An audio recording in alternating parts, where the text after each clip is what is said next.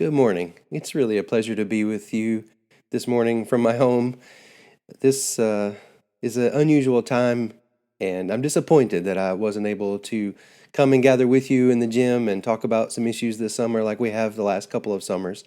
But this is an okay substitute for a while, and I will look forward to being with you guys again soon, I hope. Well, in this 4-week series, we're going to talk about the book of Ecclesiastes in the Old Testament, also called Kohelet in the Jewish tradition. And it's a short book, but a very interesting book, and I think widely misunderstood and misconstrued. Certainly, people disagree about how to best interpret the book of Ecclesiastes. So, what I want to try to do is I'm going to introduce the concept of wisdom literature in the Hebrew Bible Old Testament tradition in the context of its ancient world um, background. And then I'm going to just spend the next 3 weeks looking at specific themes and concepts in the book of Ecclesiastes with two goals. The first goal is to understand what's going on in the book, which, as I said, is not entirely clear.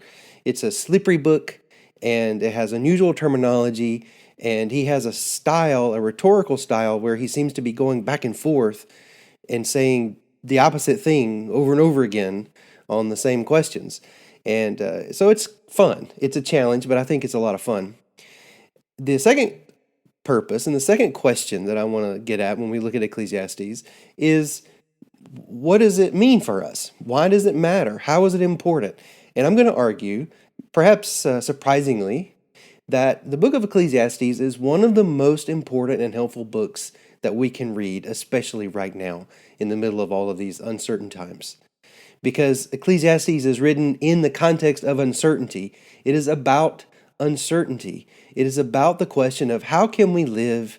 How can we be fulfilled? How can we be successful? And how can we deal with both success and failure when so many things seem to be out of our control? So it's a very practical book. I think it's a very honest, very realistic look at the way things are. And it has some very important reminders.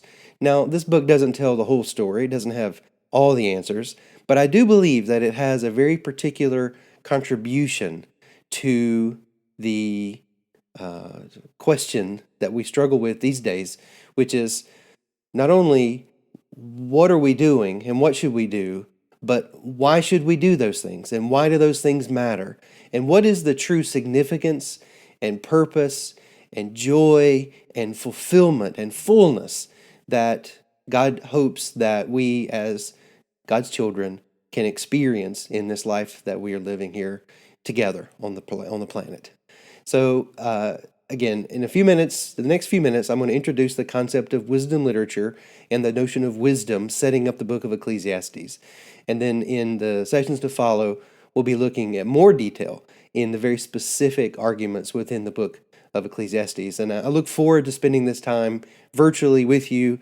And I want to encourage you to contact me with questions or emails. I'll have my email address with this information so that you can let me know if you have any questions or comments about the things that we do.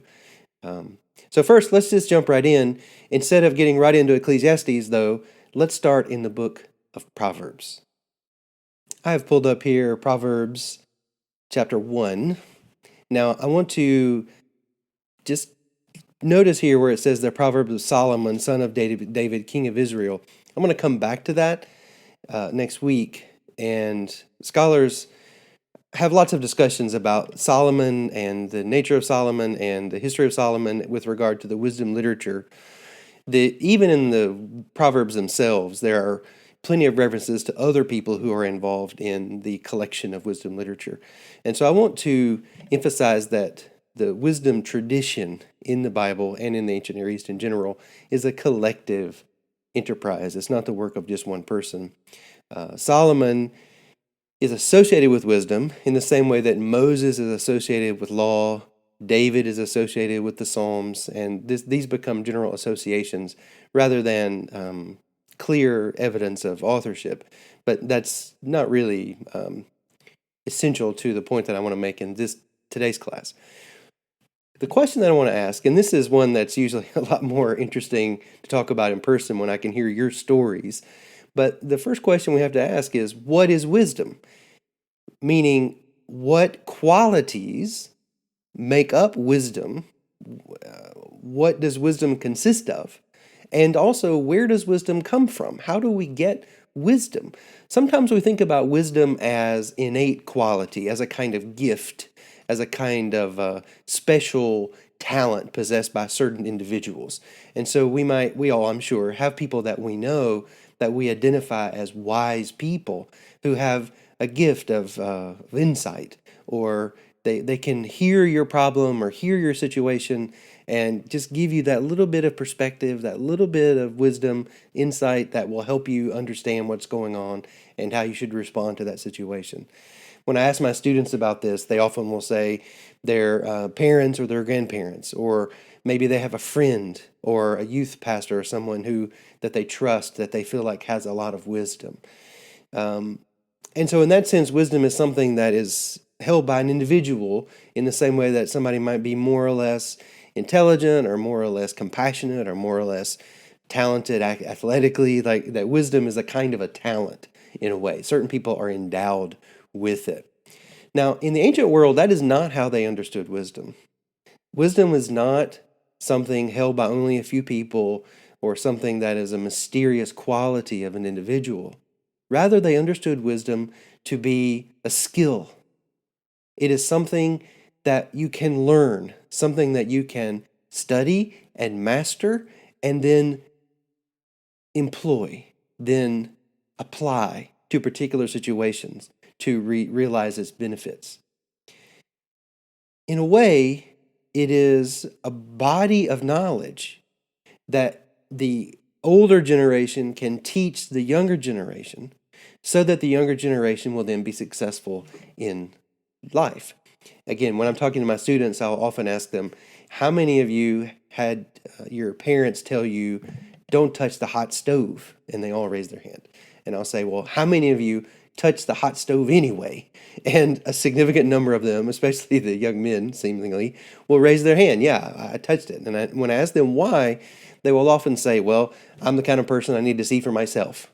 I just wanted to verify. I was curious. I just wanted to see. I wanted to see, was it as hot as they said it was hot, or could I take it? They have a desire to experience that firsthand and not just follow what was told to them. And other students will be like, no, I was very happy to be warned, and I never felt any desire to touch it. I had learned that lesson without actually having to touch it. Wisdom literature relates to that example because the idea is that as we go through life, we learn things.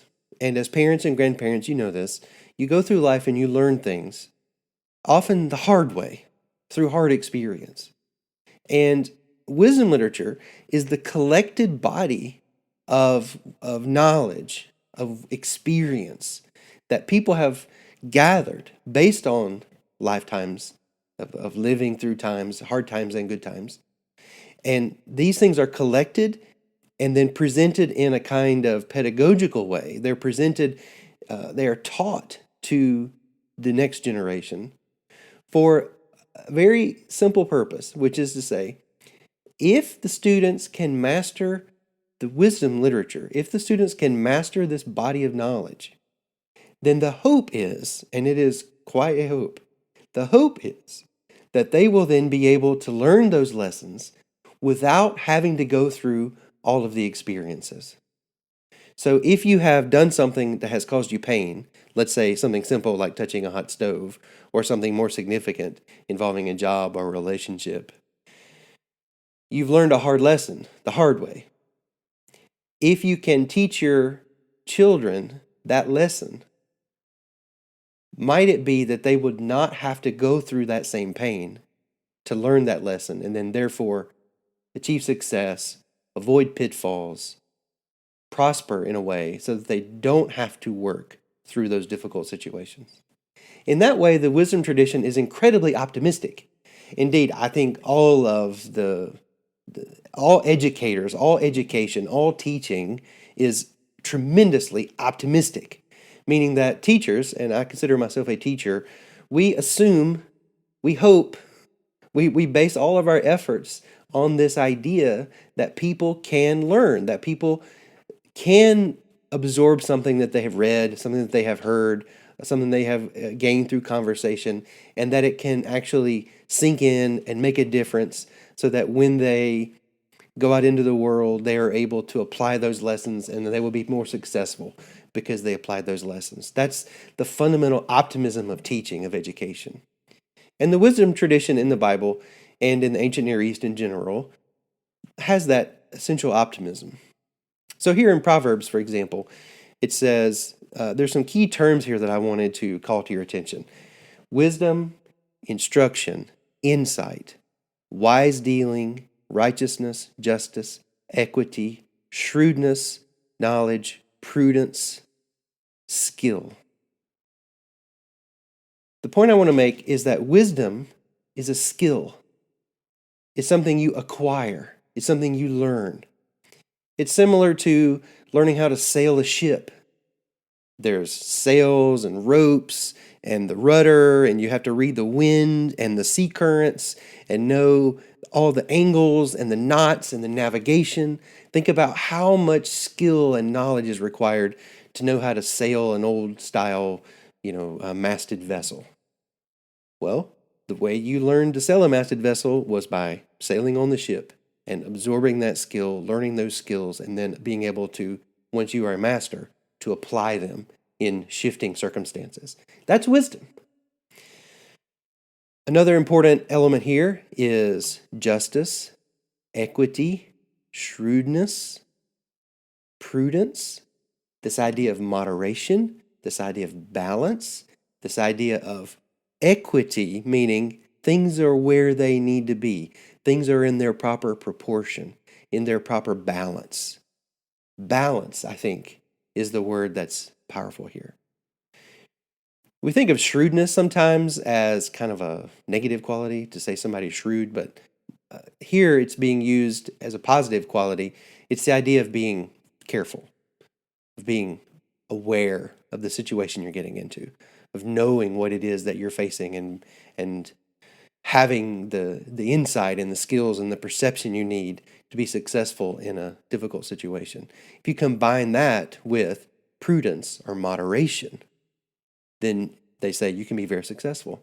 The example I often give the students is when they go to buy their first car. You go into a place to buy a used car and you don't know what you're doing, you can really get in trouble. You don't know how to evaluate the car. You don't know how to think about the financial terms. You don't know the questions to ask. You don't know the tricks and the pitfalls and the potential problems that might come if you don't know what you're doing. Sometimes unscrupulous business people can take advantage of somebody who doesn't know what they're doing. So if a lot of times people, when they're buying their first car, will take someone with them, take a parent or take a friend who really knows how to do it, and they can help them. They can guide them through that process. Because every time you do it, you learn some things. And if you have those lessons, if you know what to look for, and you approach it with prudence and shrewdness and care, then you can leave that place with a car that fits your life, that will be reliable, and that you can afford, right? That would be success in that situation. So I want to scoot ahead a little bit into chapter 4 of Proverbs.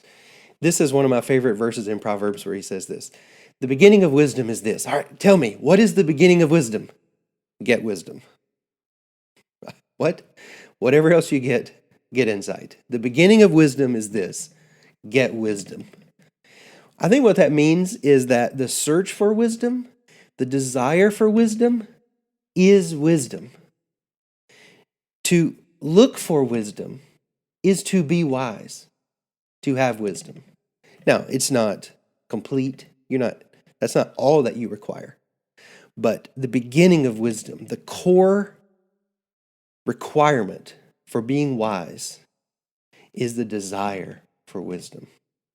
I tell my students, especially the freshmen, that the most important academic virtue, the most important quality to being successful in school, and I believe that this applies to all of life, is curiosity, the desire to know, the desire to understand. If you desire to know, Proverbs says, then you can know.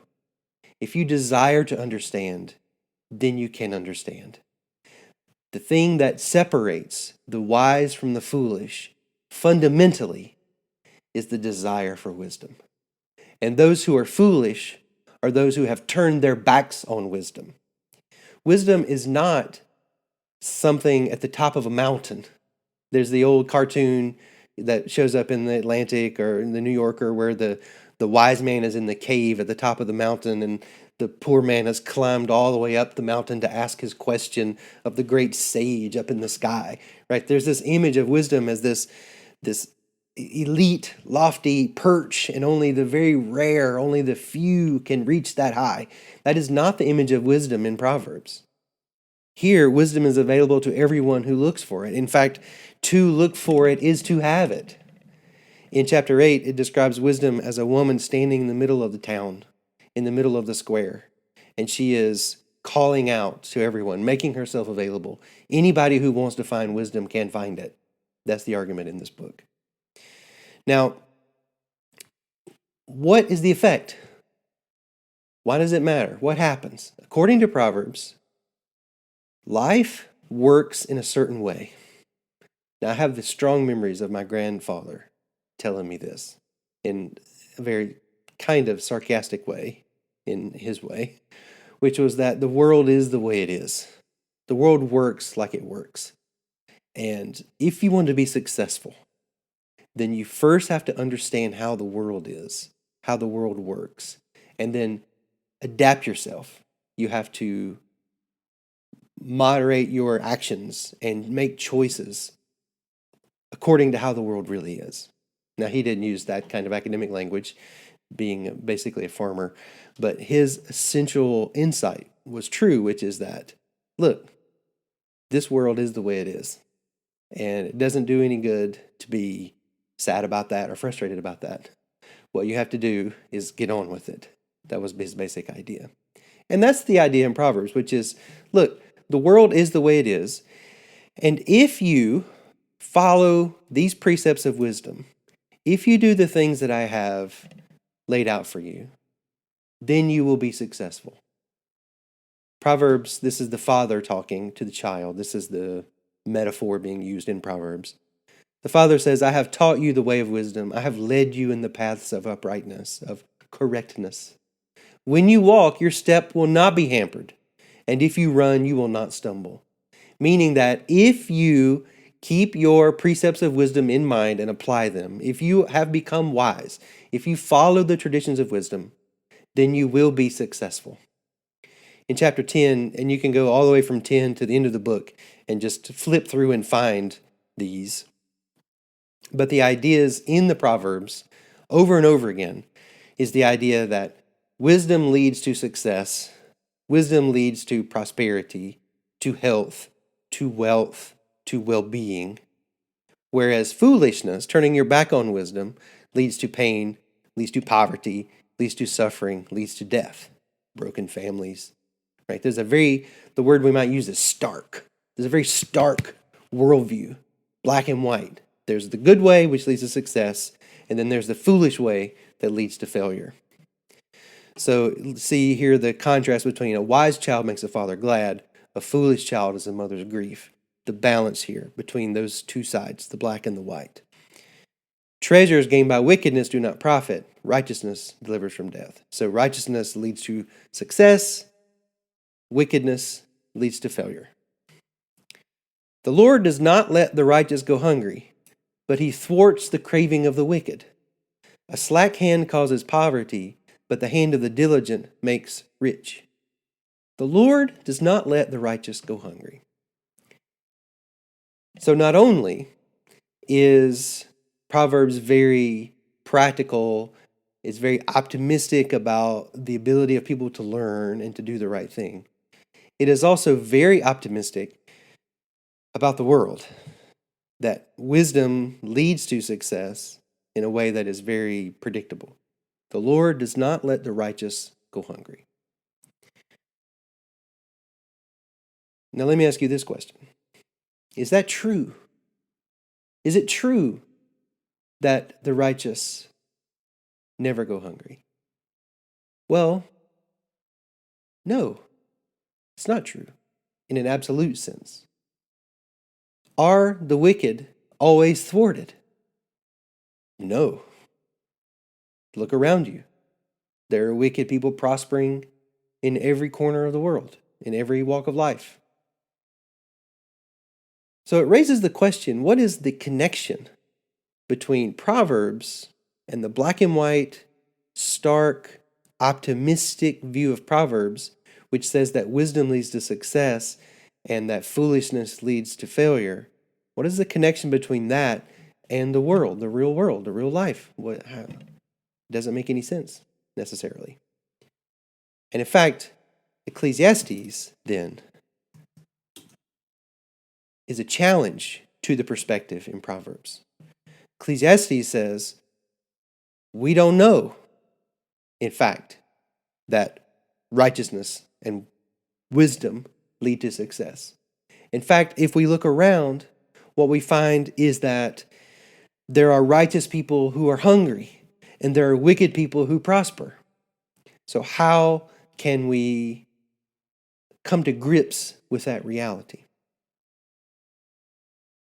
So that's the question that I would end with this week, which is, if Proverbs is very optimistic and gives us this roadmap for success, how can we affirm the value of that perspective and take a hard, honest look at the world in which it does seem that those principles don't always, or sometimes even very often, work out, where we do see the righteous suffering, we do see the wise going hungry, and the foolish prospering, and the wicked achieving their goals? How do we live in a world with this kind of conflict between what we would hope to be true, what we would like to be true, and what so often is true? So thank you for being with me here this morning. That was hopefully a thought-provoking conversation that ends with a very challenging question. Hang in there. We're going to deal with that in some detail, and I think I can promise you that it's going to be a little more clear when we're done than it might be right now. Thank you so much.